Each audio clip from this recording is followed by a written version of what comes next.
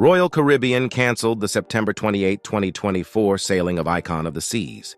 They released the following announcement via email on September 23, 2024.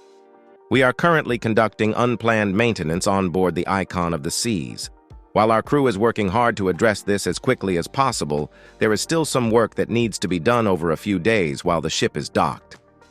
We understand the disappointment this news may bring, and we're truly sorry for the impact on your vacation plans, the company added.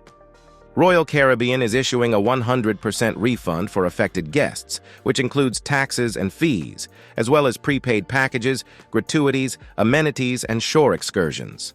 Passengers who paid for the cruise with future cruise credits, FCCs, will receive a new credit certificate, as well as a refund of any new funds paid beyond previously certified amounts.